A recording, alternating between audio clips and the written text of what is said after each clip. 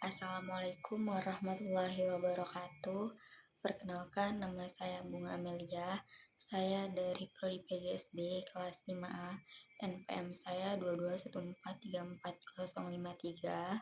Saya nomor absen 22. Nah, di sini saya akan menjawab pertanyaan UAS dari mata kuliah Pembelajaran Bahasa dan Sastra Indonesia SD. Soal yang pertama itu ada, berapa pekan Anda membacakan buku cerita kepada anak? Saya membacakan buku cerita kepada anak itu sebanyak 8 pekan.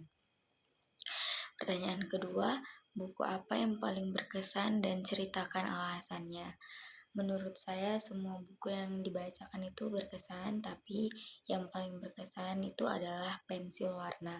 Kenapa saya bilang seperti itu? Karena anak yang saya bacakan ceritanya ini sangat-sangat menyukai sekali yang namanya mewarnai dan menggambar.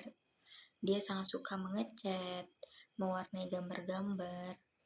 Jadi cerita ini cukup berkesan karena anak tersebut jadi mulai berpikir menggunakan pensil warna itu dengan hati-hati dan pelan-pelan, karena di cerita tersebut pensil warnanya kan tidak ingin digunakan atau jangan sampai dia itu mau digunain sama orang karena takutnya orang tersebut menggunakannya dengan kasar atau tidak hati-hati. Jadi di situ si anak jadi tahu kalau menggunakan pensil warna itu atau benda-benda yang lain itu harus menggunakannya dengan hati-hati dan pelan-pelan, karena kadang benda itu bisa merasakan apa yang kita buat.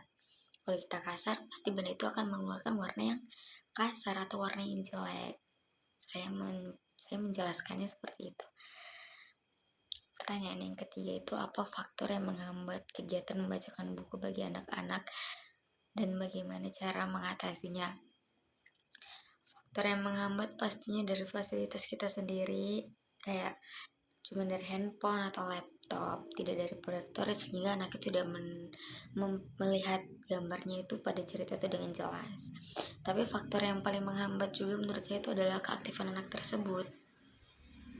Berisik.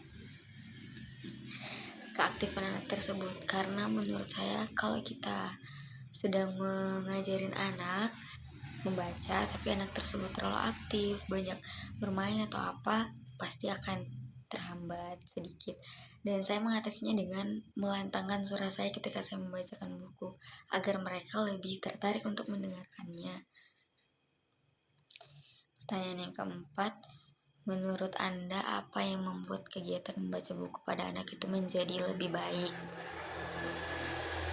Nah, kegiatan membaca buku menjadi lebih baik itu pertama pasti dari fasilitasnya, terus pada pembawaan diri kita sendiri, kita membawakannya itu dengan nyaman dan menarik enggak gitu. Jadi kita sebagai pembawa cerita atau pembawa naskah ceritanya ini kita harus mempersiapkan diri kita sendiri, kita harus banyak berlatih terutama, terus kita harus bisa mempersiapkannya dengan hal-hal yang bisa membuat anak-anak itu nyaman dan mau mendengarkan kita, terutama dalam berekspresi atau intonasi suara seperti itu.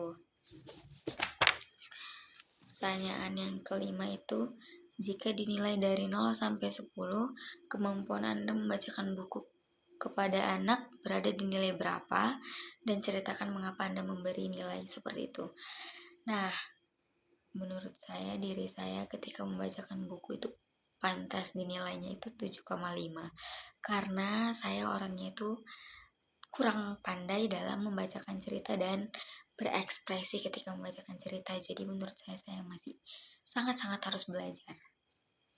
Pertanyaan yang keenam, bagaimana rencana Anda selanjutnya terkait mempersiapkan diri menjadi guru SD, khususnya pada keterampilan berbahasa, menyimak, berbicara, membaca, dan menulis?